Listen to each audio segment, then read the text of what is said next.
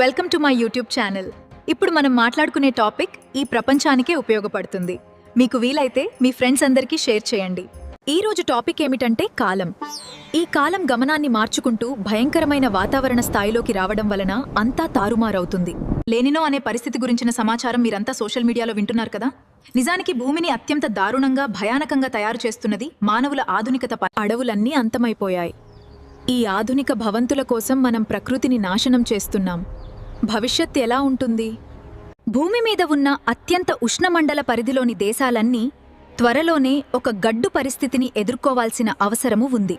దానికి కారణం మానవులు చేస్తున్న ఆధునిక తప్పిదాలు. అవేమిటో పరిశీలిద్దాం రండి.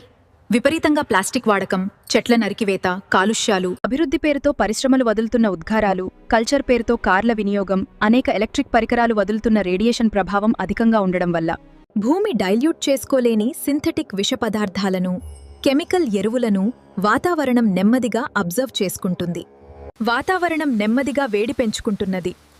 అకాల మార్పులు, అకాల వర్షాలు మొదలైనాయి. విపరీతమైన కరువు పరిస్థితి ఏర్పడబోతుంది. ఎందుకంటే విపరీతమైన ఎండలకు చెట్ల మీద కాయలు పిందులుగా ఉన్నప్పుడే ఎండిపోతాయి. అకాల వర్షాలు ఏర్పడతాయి. అపరాలు, ధాన్యాలు సర్వనాశనమవుతాయి. ఇంకా ఈ ఎండలకు తట్టుకోలేని బలహీనులంతా మృత్యువాత పడతారు. అకాల వర్షాలు పడతాయన్నాను, కానీ వాటి వల్ల జీవజాలానికి ఉపయోగం ఉండదు. ఒకవేళ అసలు వర్షాలు పడకపోవచ్చు కూడా. ఒకవేళ పడినా వడగళ్లవానలు కురుస్తాయి. అవెందుకు పనికిరావు. ఇలాంటి గడ్డు పరిస్థితిని 200 ఏళ్ల క్రితం నాటి భారతీయులు సమర్థవంతంగా ఎదుర్కొన్నారు. అదెలాగో ఇప్పుడు వివరిస్తాను. అప్పుడు గోవులు మాకు సంపదనిచ్చాయి.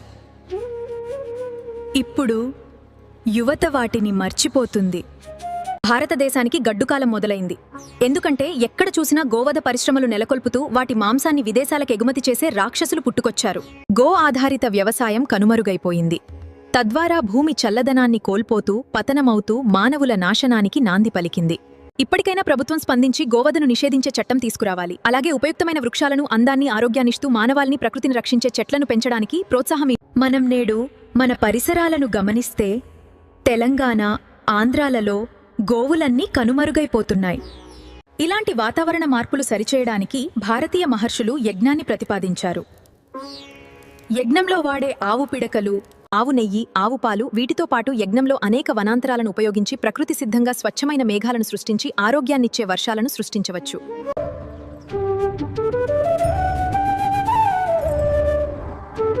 ఇప్పటికైనా అధికారులు, ప్రభుత్వాలు, ప్రజలు మన దేశం యొక్క సంస్కృతిని, సాంప్రదాయాలను గుర్తించి గోవులను, ప్రకృతిని రక్షించే వృక్షాలను వృద్ధి చేస్తూ సంరక్షించాలి. ఈ వీడియో నచ్చితే లైక్ ద్వారా మీ సపోర్ట్ను తెలియజేస్తూ సబ్స్క్రైబ్ చేసుకుని మరింత మందికి షేర్ చేయండి.